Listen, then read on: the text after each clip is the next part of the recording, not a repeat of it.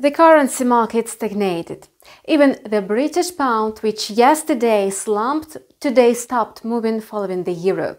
Such a dynamic could be explained by a completely empty macroeconomic calendar, at least for big players who take into account only reports from the United States and the eurozone.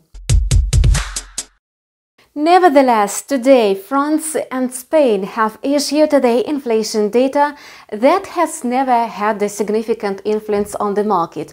Notably, the figures met the forecast. In particular, in France, inflation declined to 1.2% from 1.5%. In Spain, inflation advanced to 2.9% from 2.7%. France's inflation report is much more significant than the Spanish one. That's why the eurozone inflation may decrease. However, earlier, Germany and Italy also published inflation figures. There, in the first and the third eurozone's economies, inflation showed a rise. In Germany, the growth was rather rapid. Thus, the eurozone inflation is likely to surge. Nevertheless, the market stagnation may last longer than expected, as on Monday there will be no important macroeconomic events. And let us take a look at the trading charts.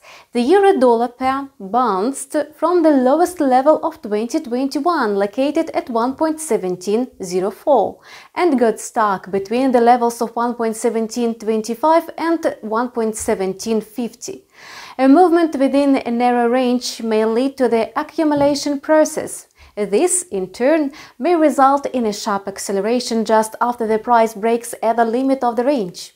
If the price fixes below 1.1725, it may slide to the level of 1.1704.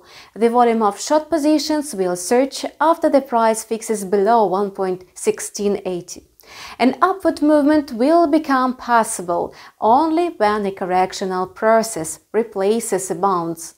In this case, the pair should consolidate above 1.1770 to reach the area between 1.18 and 1830.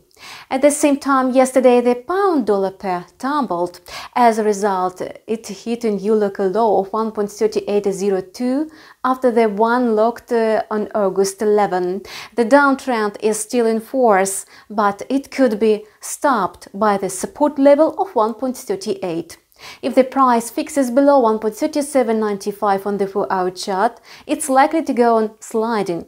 In this case, it may approach the area between 1.3750 and 1.3720. And that's all for now. We keep monitoring the financial market situation. Subscribe to our channel and see you in several hours. We will take a close look at the US trading session.